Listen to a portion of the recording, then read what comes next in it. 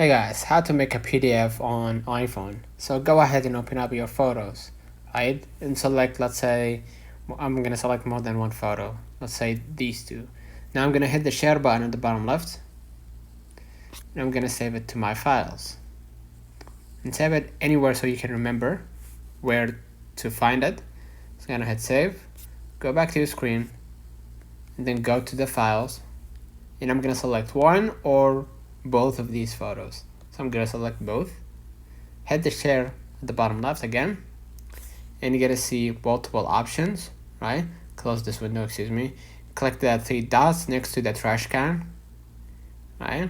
And you're gonna see create PDF, and just go ahead and hit create PDF, and in a matter of few seconds you're gonna see a PDF file right here in the middle.